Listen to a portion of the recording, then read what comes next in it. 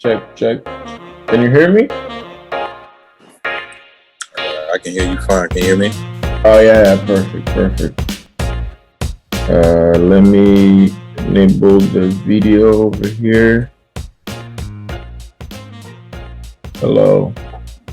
See you, man. How you doing today? Well, wonderful, man. How about yourself? I'm blessed. I'm blessed. I'm blessed. For a second there, I thought it wouldn't happen. Yeah. I get a bit busy at times, man, but I'm trying to get it all in order. Trying to do better. Oh no, I understand. It happens. It happens all the time. Like whatever plans you may have, you have to have space for, you know, those little bumps. But anyways, let's get into it. I found your content on actually my discovery page on Instagram, and I was just there, and I heard what you said, and it was an idea that I had a hard time, like, you know how you can have an idea but it takes you so many words to express it, and finally you find somebody who says it in the simplest possible way. And watching that day, like, it was so compelling. I was like, okay, I need to talk to this guy. And then I went to your page and saw the other posts that you had over there, and I thought, okay, this seems to be somebody who has a story and who's trying to who's on a certain campaign. And I saw that you are also interested in 3D modeling, which I've done. I've done some 3D modeling in college, and I enjoyed it very much. So I was like, okay, this is a person who may be very, very interesting, and if I can get the chance to talk to them, well, I will. So here we are.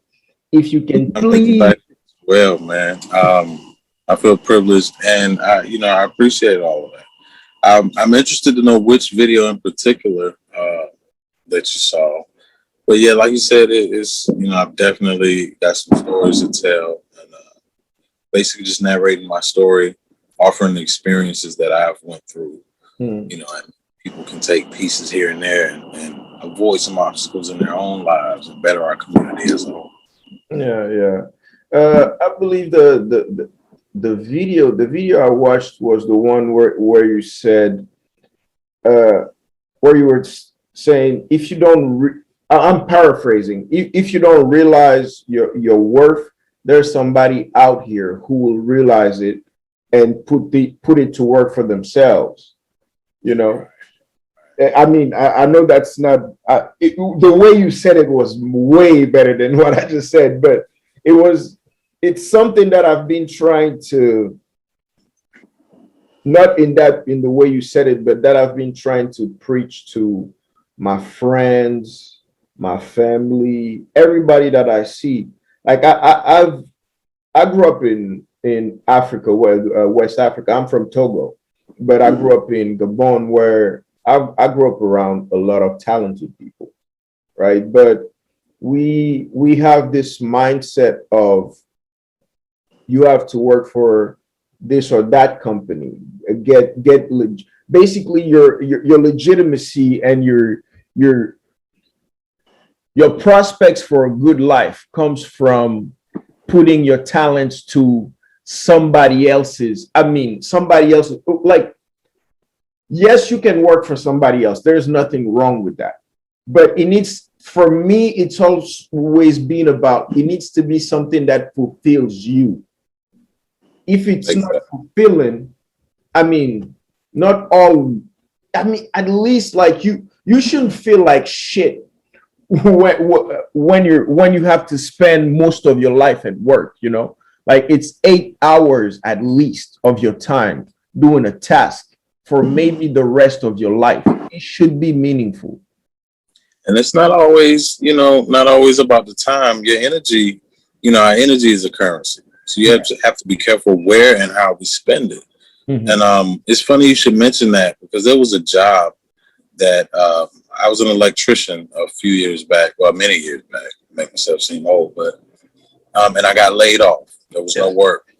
So, I'm looking for work, and I kept applying for this one job, this one electrical company for a number of years. I think about 7 years, man. I might have applied for that one job about 4 times. I finally got that job, and I was excited. I mean, I had to move 2 states up to North Carolina to secure that job, which I did, and excelled at the job. I like to try and offer my best at what I put my time into. So that's what I did, and I excelled. Learned that I wasn't being valued for the value that I offered the company, and I was bothered by that. So believe it or not, I actually quit, and I have no idea why. It was just, I wasn't feeling it, man. I wasn't feeling it. I felt undervalued and neglected, basically, and I quit. Yeah. And I fell into a slump, some sort of depression, that I had to pull myself out of. And they called me back, and turns out they hired a few people that no one could do the job the way I did. So they called me back, and they offered me more money. And he said, I said, you know what, I'll take it. I feel like that is worth my time. And I get in there, and I'm doing what I do. But the only thing that was different is that now I know that you don't value me. You understand what I'm saying? Like, you've done what you've done to pacify me and to get me back because you need me, but that doesn't mean you value me. And my energy was thrown off by that. And eventually I quit again. I quit again. And that's when I vowed, man, I'd never work for anybody else. And I started my own business. I've been going that path. On business, but you should definitely control that currency of yours. That's your energy. And don't just give it to someone because you need to make a living. You understand your value.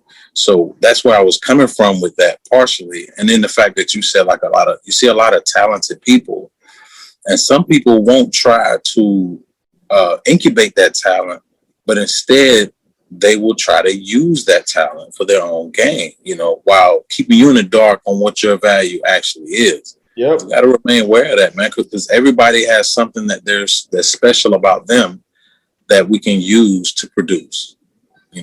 Yeah. I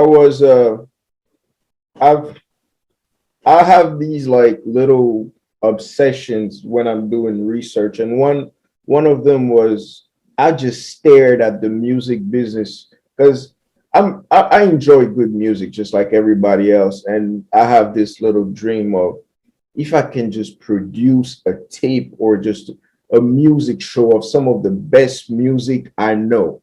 And I've been staring at the industry and seeing how talented artists, some of them are smart, get taken advantage of. And it's always, over the years, it was always like, oh, they're stupid for signing this contract and that contract and this. But then over the years, learning and myself with my own experiences, taking a step back, I realized, oh, all of us are those singers. Like, literally, if you're an accountant, you're a bunch of accountants going to these companies, signing these contracts. They can lock you in these contracts. They can mess up your reputation in the industry. So if all you know is in that industry, you better behave, or I will mess up your name, and I mean, you will have to exit and jeopardize your family, and you get in debt over time. Your artist buys a chain. You bought a house you can afford. Your artist buys sneakers all the time. You go on vacations all the time. Yeah.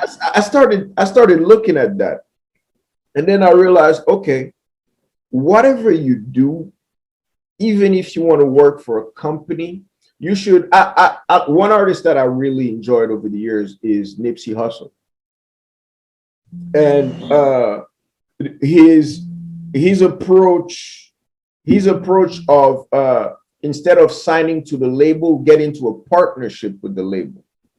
Right, right. Ever since I learned about that, I realized I need to build up my skill set to be able to approach another structure saying, I want to partner with you, whether it's as me as a person or as me as a business or me as a brand, instead of, oh, I want to work with you because I read economics. I ain't no fool. I know exactly what you need from your labor force. I'm not your labor force. Like you're not going to undervalue me. It's like the Jay-Z quote. Like, would you rather be overpaid or I think underpaid or overpaid, something to that extent. And if I'm worth $5, I'd rather be paid $8 than $4. Right. So yeah. I mean, it's really important. That's why ownership is so important. Nip was a great example financially of breaking barriers within yourself to say, hey, my mixtape is going to be $100. That's preposterous. Or it was, until he made it a reality. You understand what I'm saying? So sometimes when we break those barriers within ourselves, that's when we start to achieve. And I mean, he really made a name for himself. Where had he let someone talk him out of that, well, I'll mixtape. Yeah, you're right. That's too much. We may not even know about it, regardless of his talent. Because a lot of the people we know about and hear about, we don't know them for their talent. We know them for their grind and their commitment and their dedication. Yes. You know what I mean? And as long as we keep that with, our self-care in mind, when I say self-care, I'm still referring to, our energy. Keep that in mind, and man, that's the route. That's the route right there. And that's the road I'm on, man. That's the road I'm on. At 38 years old, honestly, I feel like I'm behind being a Black American male. I'm behind financially and a lot of places where I should be. You know what I'm saying? So I'm on a path where I should have been. So I want to share the things, whether it be wins or losses, that may benefit the next man. You know what I mean? Yeah. And that is teachers. I think we recently I've been paying a lot of attention to the whole rise, the comeback, the second coming, I would say, of Kwame Brown. And I've been paying attention to the videos that he's been posting. I mean, there's the part of the drama between the beef with him and his old friends and teammates and stuff, but there's also a message, multiple messages that he's bringing to the forefront especially about teachers, elders reconnecting with their younger brothers and sons. And I feel that need in my own culture in Africa, but also seeing the need over here, just interacting with my friends in different community, whether it's Black or white or Asian. I don't know what happens. I mean, there are communities that have traditions that enables them to stay together, but a lot of traditions for the sake of modernity have been abandoned. But we've taken for granted a lot of these institutions that our ancestors put together.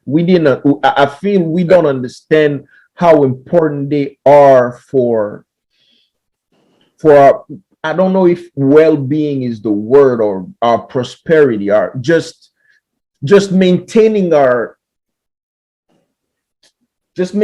culture in a decent place. There are things that you take out of the culture that turns it completely into a system of oppression.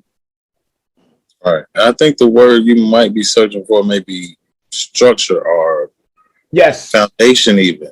Yes. Because we enjoy the mansion that is the world that's been created and the path that's been laid by our ancestors, but we neglect the foundation on which it rests. And that's difficult because now we're in a time where we're watching it crumble, you know, and we care, but do we care enough to do the work? Do we care enough, like you said, to take the recognition of the work that our ancestors put in and to be dedicated enough to do the work that benefits the community, like holding each other accountable and things like that, and connecting with the youth, like you was mentioning. And it's tough here in the States, man. There's a great disconnect between the youth and the elders. There's a great disconnect. So we definitely got to find a way to connect, but most importantly, being that example. You know, Yeah. that's most important. Like I mentioned earlier about driving out darkness. You know, you can hate the darkness all you want, but you're not going to get anywhere. It's more important that we create light. Yeah. Yeah. Definitely. It's and one thing that I definitely wanted us to talk about in this conversation is there's this disconnect. Like, for example, when over here African Americans speak about the struggles of being black,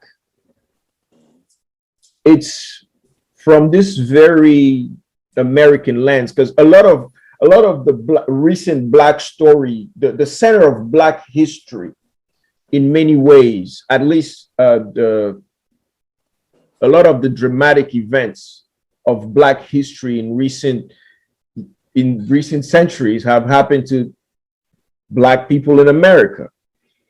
But there's so much of the same things going on to black people all over the world that I feel like a lot of us over on this side are blind to, which stops us from coming up with a solution that is viable for all of us. Because it does I feel, and this is not a race war kind of a thing. It's like, before you can solve a problem in a community, you need to solve the problems within yourself. So for me, it's a thing of like, before if we consider, for lack of a better term, the black community, before the black community can reassert its power in the concert of nations, it first, he has to do an internal work. But that internal work is not just the finger is hurting. Let's say this is a small village over here, or the head is hurting. Let's say this is Southside Chicago. We need to look at the ugliness in ourselves once again, like, not just because really what I want to say is, when Africans, we come over here, before we get here, we've seen you on TV. Before we get here, all you've seen of us is on TV. We get the funny conversations of, oh, did you have a pet lion? Did you live in the huts? Like,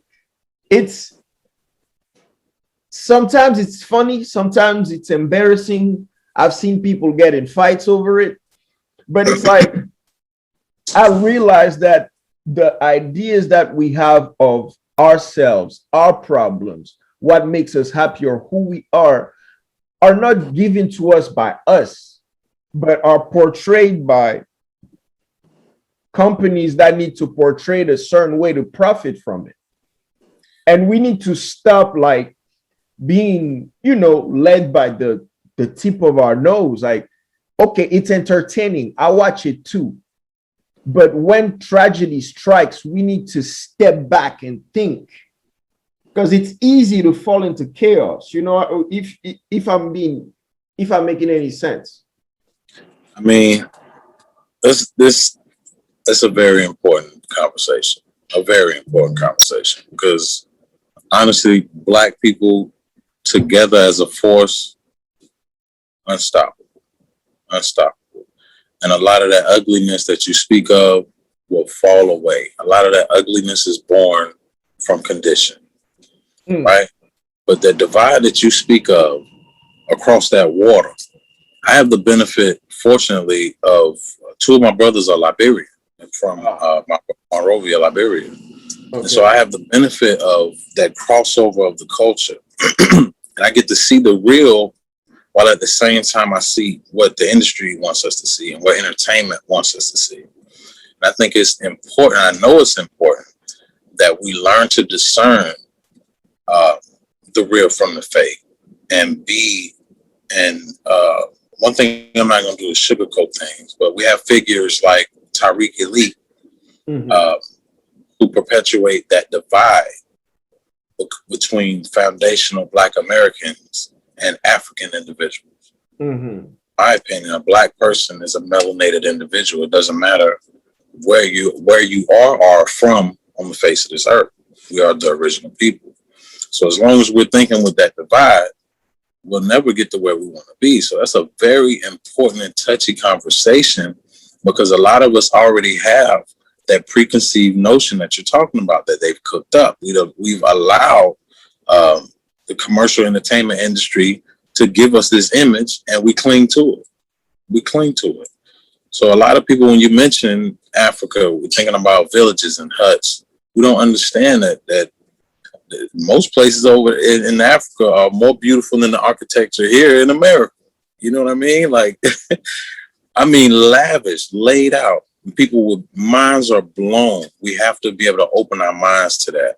And that allows us to reconnect to our culture that you're talking about and reconnect to our brothers and sisters across the water and start looking at ourselves as a unit of Black people and not two separate entities that really comes up as another enemy in these wars that we create in our minds.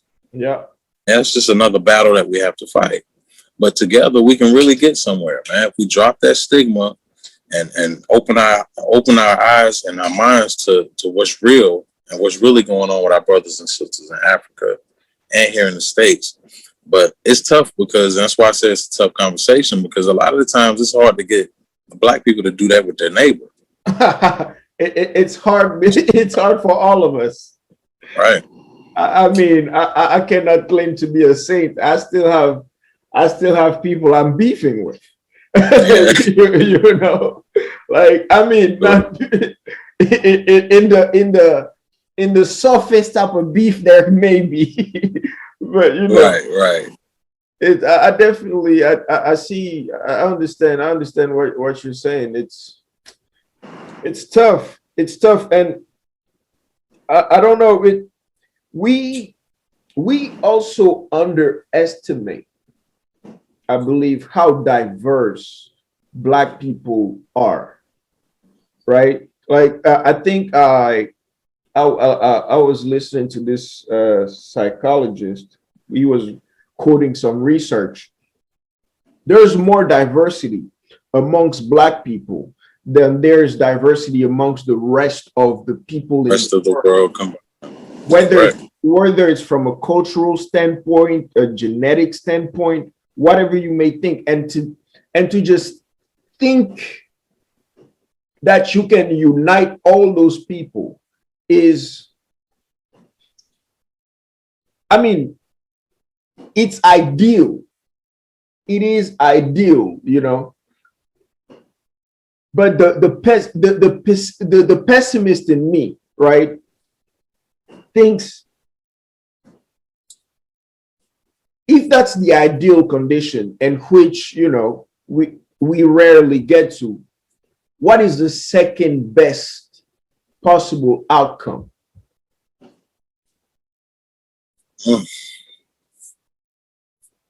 It's tough. I mean, Black Americans, Hmm. I mean, I would have to say, unless it's just the circles in which I run, I see more and more Black people waking up daily, Hmm. waking up to what's going on around them in terms of government or entertainment or even just their private circle or even just eating healthier. I see it every day. Like I said, I don't know if that's just the circles I run in, but that's what I see. Mhm. So that makes me hopeful. So that makes the pessimist in me, a little less, present. Yeah, yeah. But with stuff like that, so I would have to say I remain hopeful. And then one thing I learned, like back when I was laid off, I filled out a lot of job applications, right? And I noticed a question that I would see, not on the application itself, on the questionnaire, like the questionnaire before you get the job. And that was, do you think that there's more negativity or positivity in the world? And I would have to be honest, at that time, I felt like there was more negativity in the world. Yeah. But I had to learn and understand that your world, when you say your world, we're not talking about this vast creation. Your world is your domain, your space, your environment. So your world is honestly what you create. So if in your world you see more negativity, then you need to change your world. You understand what I'm saying? Yes, sir. So if that pessimist in you is more present, then we need to shine more light. Like, that's the only solution. We need to shine more light to drive that darkness out. Because there's definitely hope out there. Oh no, there is. It's just just growing up in Africa, like growing up in Africa, there's a song. One thing that I hope I can do over the years with this podcast is introduce more people to these artists from like these countries that you never hear about. But there's this singer who said, over here, talents are like fruits on these trees that they basically come to age and then just go bad because nobody even knows that they exist. We have, I mean, we have talent, like ridiculous talent. I've seen people do so much with so little. If you keep watching this podcast, for example, in a couple of weeks, I'm going to talk to this young man who created a 3D printer out of basically forgotten computer parts that get sent to Africa in these like trash dumps. He created a bunch of 3D printers that are amazing. I mean, he's been on a couple conferences with that, and he's not just an exception of a genius. No, there's a bunch of these guys. But as if a country is a garden, the gardener is sleeping. He's sleeping and letting weeds grow. Crows come all over, and at the end of the year, he's going to complain that he has no food. No, you're not in charge of the rain. You're not in charge of the seasons, but you're in charge of maintaining the land. And that's what we don't have, right? So over the years, just seeing that happen to the generation of the people before my father, since World War II, like we had these African soldiers African men who were sent to a war that they had nothing to do with. A bunch of them died. Those that survived never got the respect. To this day, people are still asking for the respect. Our father's generation after colonization, the smart ones, a bunch of smart ones, they told them, trust your government, get into this profession, got into that profession. Those gentlemen have to fight for their retirement. They have to run in their old years after retirement. Like some of them die never getting their money. And these are really talented people who could have ran a multi-billion organizations, but because they decided to be patriotic, they suffer from it. They suffer from trusting their country, from trusting their countrymen. So my generation growing up has been the flight of talent has increased people don't grow up to want to stay home. They grow up because, and on top of that, we grew up having our heroes being from somewhere else. Superman is from America. Batman is from Gotham in America. I, uh, Bill Gates is from America. My heroes are not homegrown. Therefore, I gotta go. You know what I'm saying? And now, like, even when our richest people make money, our politicians, let's say he becomes a politician and he takes a lot of money away from the country, he doesn't hide it in a local bank. He takes it offshore.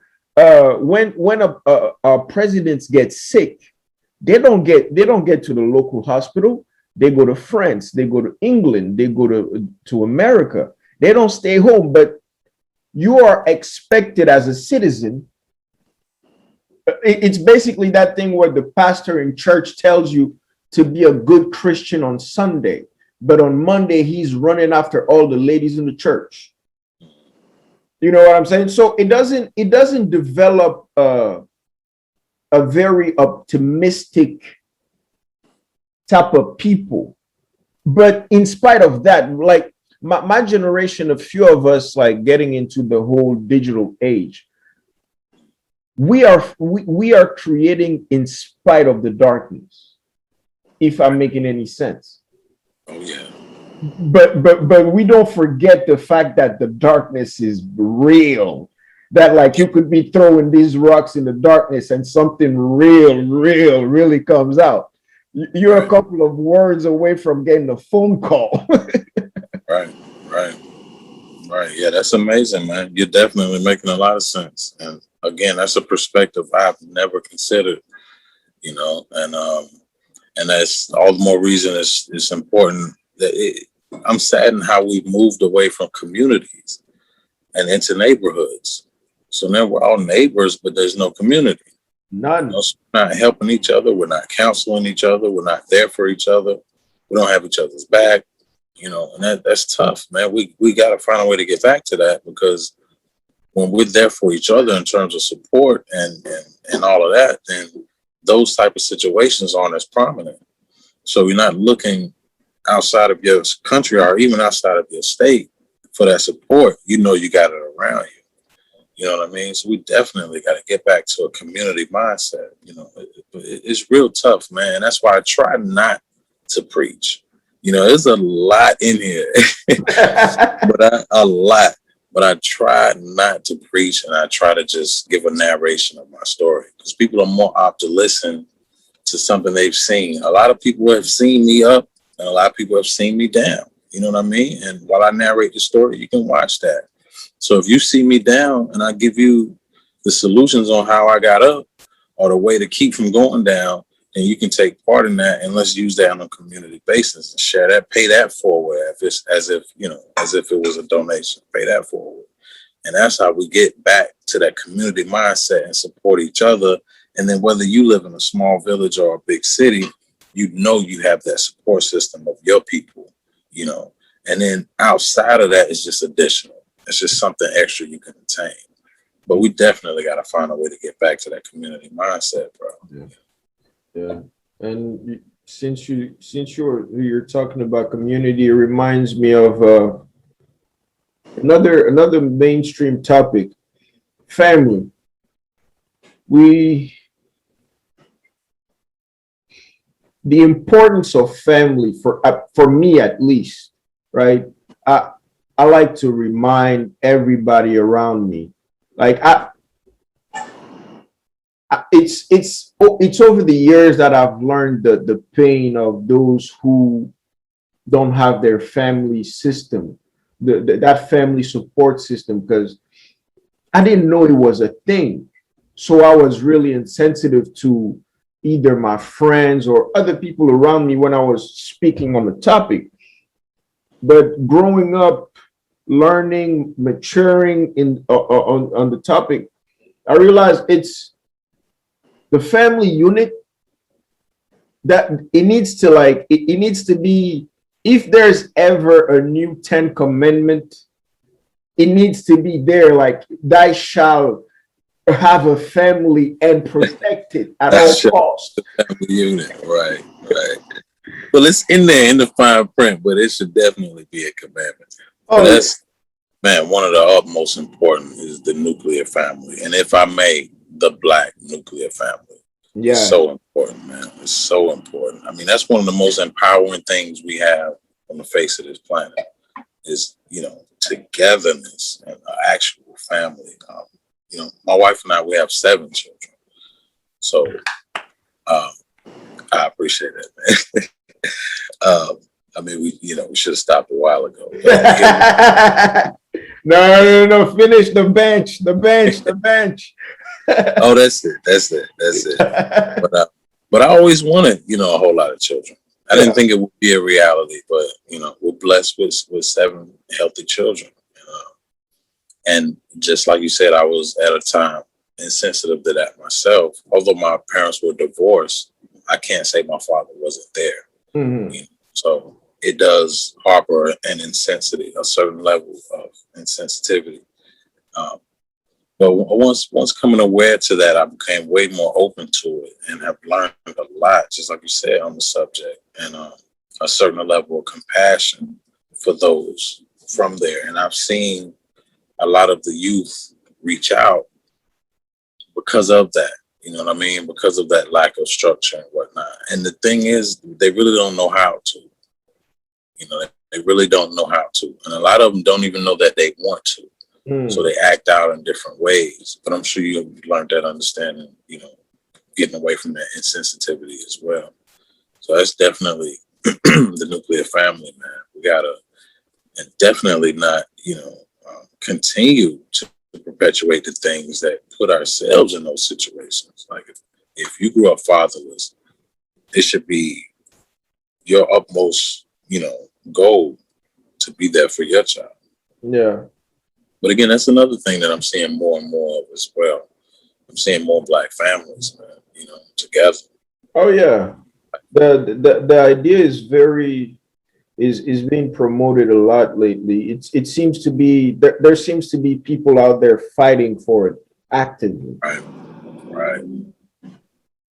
It's the because I mean me, I'm not in a place, I don't feel like I'm in a place in life where I can teach, but all I can say is I talk about is my own experiences. Just having my parents around We all teach. so much. I've learned so much from my father. Mhm. And this, and I wish I hope when he watches this, he understands like how grateful I am.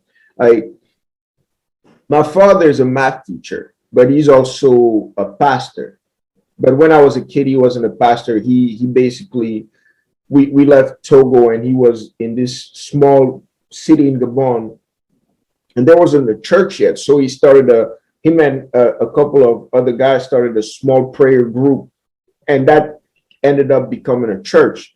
But it's like from an early age, as a teacher, he taught me how to read, how to count, how to do math, like he taught me how to not give up.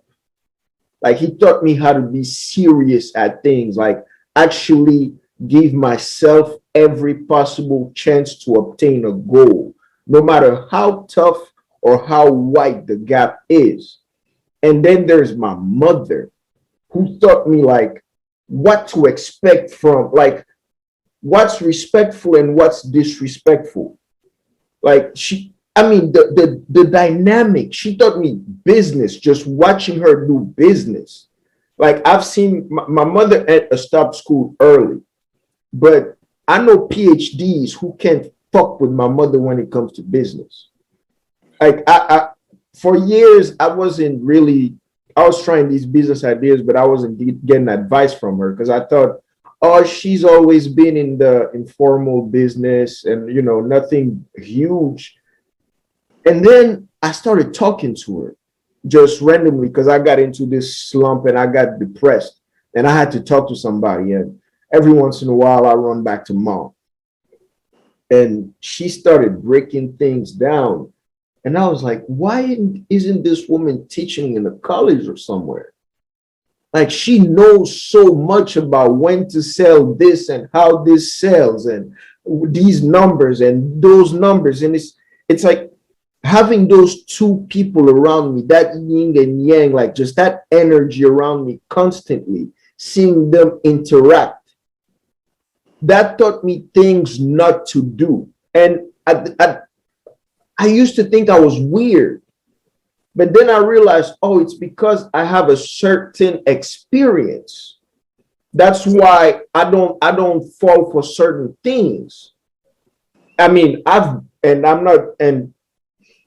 not a saint. Made a lot of mistakes. I am nowhere near where I should be in life. But I can tell you, if it wasn't for those two, I would be much, much, much further behind. They saved my life.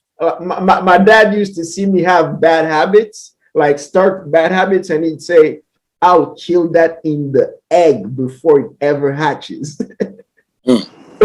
Like he was extremely severe in our house. Like the rules, he did not play with structure. He said, I'm a dictator. You will thank me when you're an adult. And I mean, as a child, like I didn't see my father smile that much. We weren't friends. You will get whatever has to be done. And I thought that, like, I see my friends laughing with their fathers and all this stuff. Like, why are you like this? Like, why? What have I done to you? But being at this level now and seeing that nobody has time to cuddle you, you realize, oh, that man was tough on me for a reason. Exactly. It was for moments like this. Now I know that, oh, if I have to prepare for this, dad told me, don't prepare just for what they told you to prepare for. Prepare for what they're not telling you. Because if that ever happens, that will be what makes you look like a genius. That extra preparation. My dad used to make me prepare for exams a year ahead. You know, like when I do it now in front of people, you're just too uptight. But no, that's the structure I was taught. Right. And now as a grown man, like, what do they say? Like, teach a kid and he won't forget as an older man. And for me, it's like, when I see that, if I can bring my experience, at least that experience, if I can testify about it and bring that to others, oh, I wish every kid in the hood can have a father. That's more than a plus. That's your invisible hand right there. Yes, indeed. What? A father? A father? I don't know how many times I thought certain things were impossible, and my father just looked at me. Just looked at me, like, not talk, not like a long speech or nothing, just a look. Mm-hmm. And you're like, nah, that's like, I got this. Like, I got into situations that were way above my skill level, way above my ability. And another thing, my father taught me how to pray. And it's these situations, like, I don't get.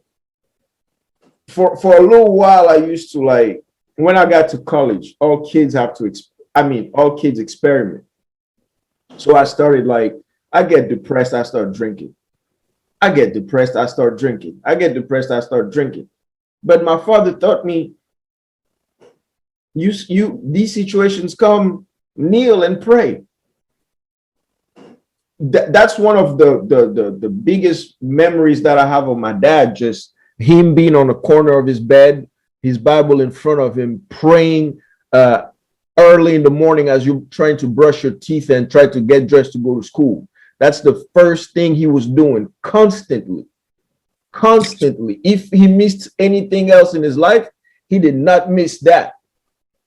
And I think that at least for my skeptics out there, I'm sorry, but for me, that kept us safe on top of everything from a spiritual level, you know. And as I said, or if you can have a dad, if you can have a relationship with your father, some of the flaws that you're struggling with, he struggled with it before you, and he knows the answer. Like, that's your cheat code. That's your cheat code. Exactly right. All we can do is be an example. You know, us, the fathers out there, is be an example. You know, and hold each other accountable, man. Not be afraid to hold your brother accountable. Because yeah, man, that's like you said, that's the cheat code. I think that's the best way to put it. That is the cheat code. That's one of the cheat codes we've been missing out on as Black people. You know what I mean? So we got to recognize that and go ahead and put that code in so we can benefit. Oh yeah, oh yeah, oh yeah. And I've been there's another idea that I heard about recently. Again, listening to Kwame Brown, and then it connected for me with you and your work with 3D modeling. Tell me, how did that started for you? How did you get into 3D modeling, by the way? Oh man, I've been a nerd all my life, so we'll go ahead and put that out there. And but that really comes, I guess, mainly from my interest in drones and quadcopters and stuff like that. Something's constantly breaking. You know what I mean? It's best to print your own parts. But another facet of that is that I told myself that I would never waste another idea. So that's something that facilitates me getting those ideas into fruition quicker, you know, with prototypes and things of that nature. Nice. Because I got a few years back, I got into open source hardware, and there's a lot of prototyping in the industry with the Fab Labs and all that stuff. I went to a conference and I saw so many cool projects. Like there was this printed prosthetic arm project that I saw. And ever since then, I've been hooked to the sector. Everybody that I see doing something with 3D printers, 3D modeling, because I think there's so much potential. And just like you said, the ability to visualize an idea quickly, prototype something quickly. Do you race drones? I do a little bit, not competitively, but okay. Yeah, that's definitely something I want to get into. It seems to be fun, but it seems to be an expensive hobby. A little bit, you know. It is a learning curve, and you know, once you stop breaking stuff so often, it's not that bad. Okay, I see. What do I guess you code as well, right? Say again, you broke up a second. I guess you code as well, like you write code. Code. I think the world has been a safe place because I do not code.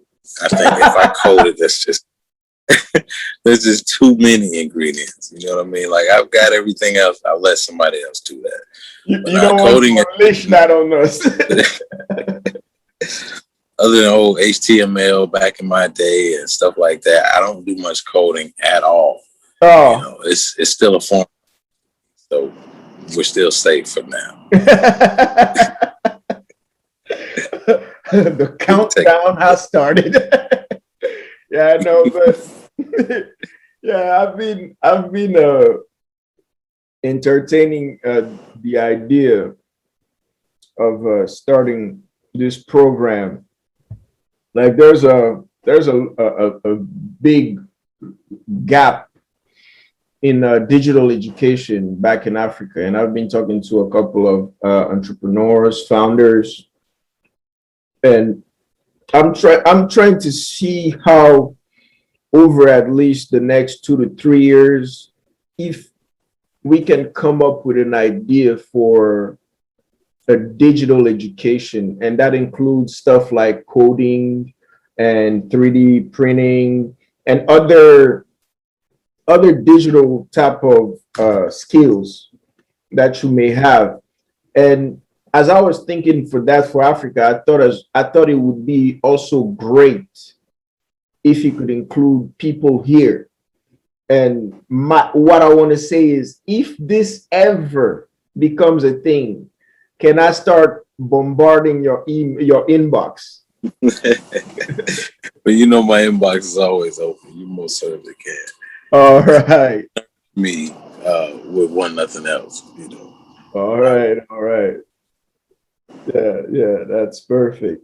Oh, one more question. I cannot let you go without this one because I myself, I'm fine. I feel like I'm finally getting to a place where it's time for me to become a father, and I want to ask advice from fathers. Mhm. What was the biggest shift in mindset for you when you became from being a single man to becoming a father? What was the biggest mindset? Mm,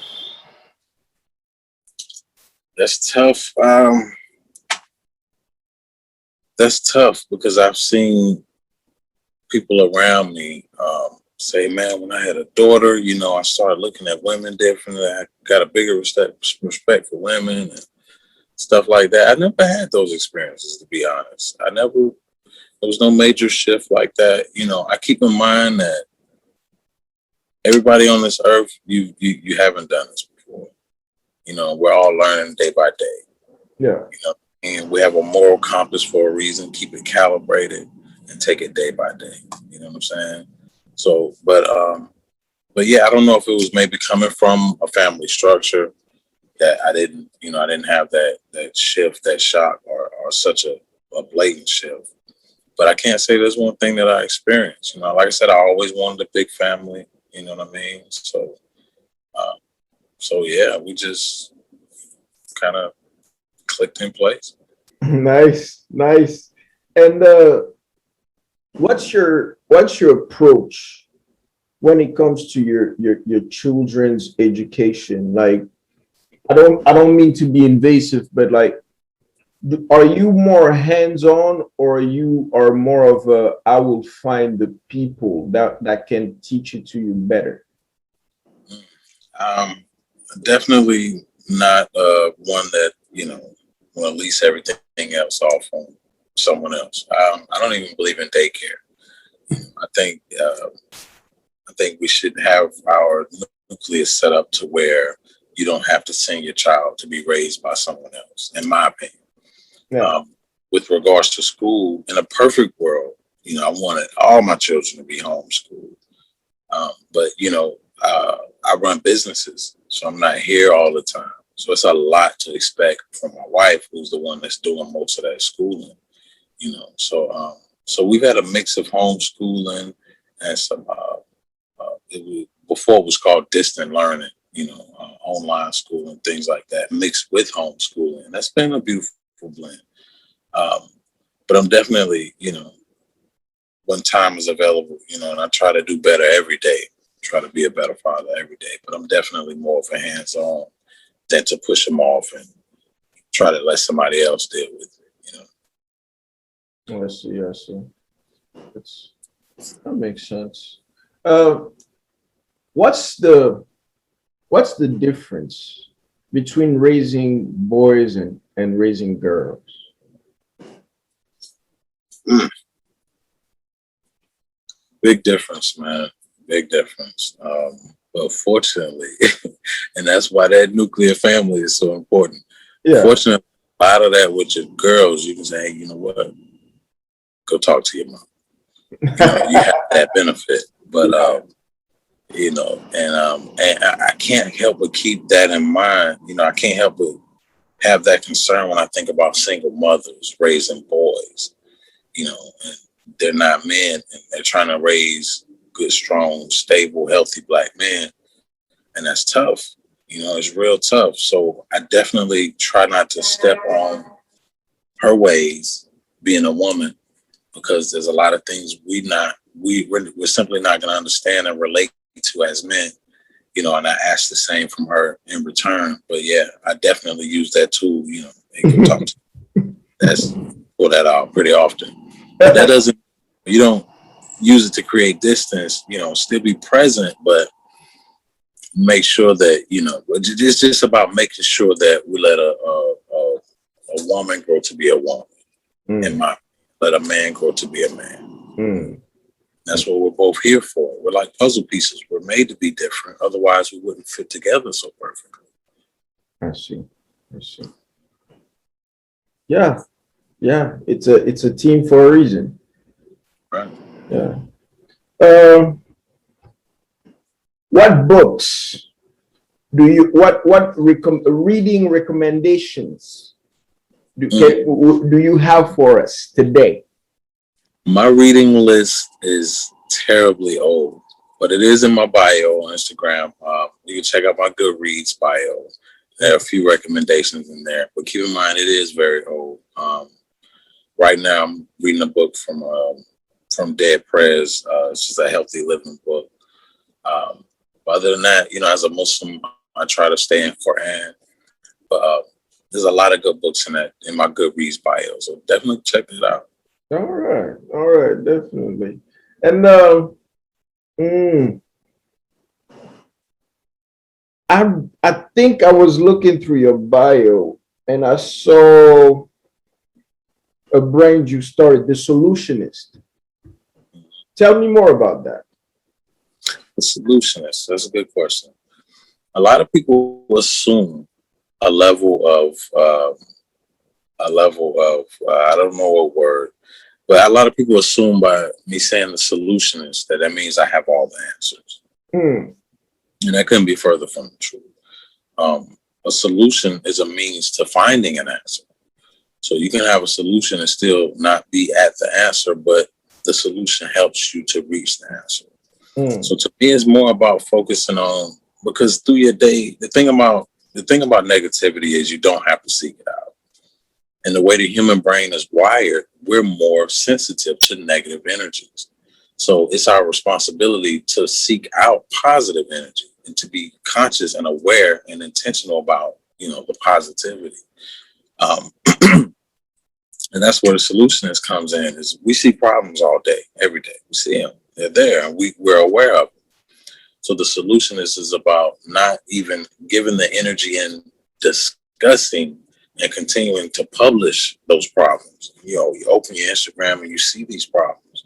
You know, we shouldn't see that everywhere. Our energy is affected and we're spending that currency.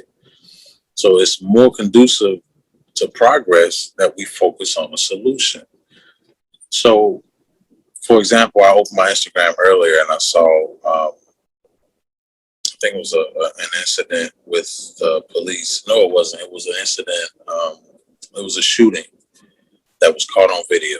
Where a guy was running and he ran into a small family and the shooting commenced. And this was posted on Instagram. And in my opinion, what's more conducive to progress is if you see something like that, is to create light to counteract that, not share with me the darkness. You understand what I mean? Yeah. So, okay, you saw it, but don't pass that energy on to affect others, that darkness, that negative energy. Yeah. So create a solution and offer a solution, create light, and let's drive out the darkness, as opposed to, even if you attach a solution to that problem, you're still propagating the problem. And we got to stop doing that because emotions run high. Not everybody has control of their emotions. And then we create situations like the police situation. We're aware of the state of police, but when we see it every day, it creates a certain level of anxiety and insensitivity in certain areas. And then we create people that think that the police are literally out to kill them. And they ride around with this anxiety. And then when there's an encounter, this is how they act based on that anxiety. But we created that.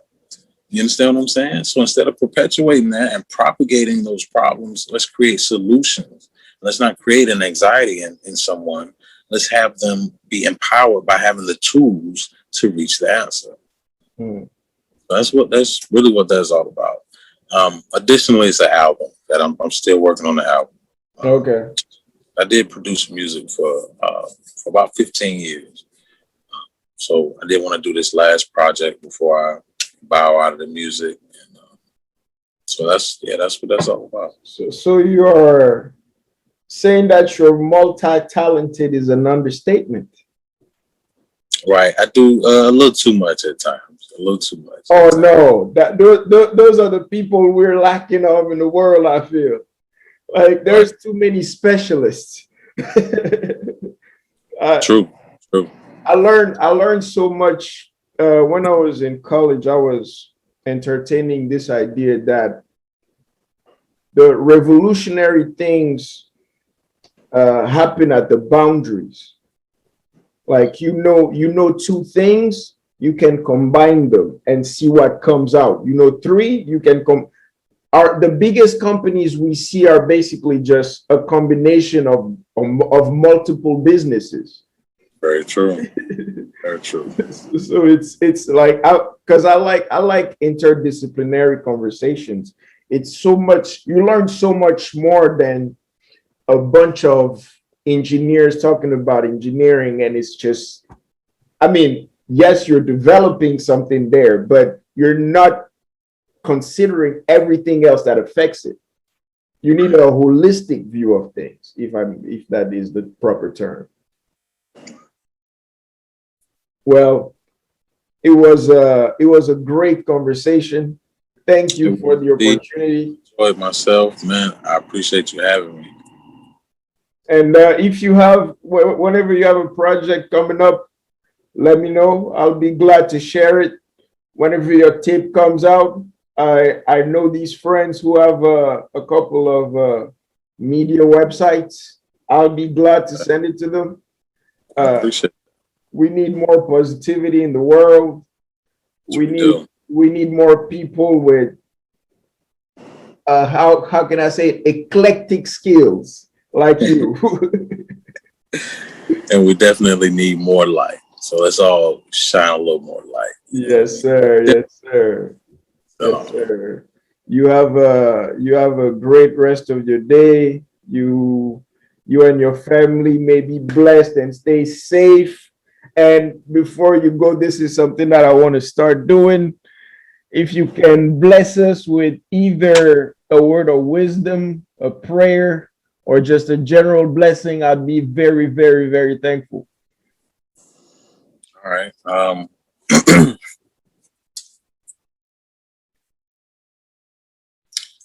Everybody I just want to mention that everybody should keep in mind that as we go on through this life, there's a lot of information that we'll come across and a lot of stimuli. And it's important that we simply weed through it and eat the meat and spit out the bones. And try not to put it too blatantly, but basically a honeybee spends zero time convincing a fly that honey's better than shit. So just keep that in mind. Thank you, thank you, thank you, thank you. Thank you so much for the words of wisdom.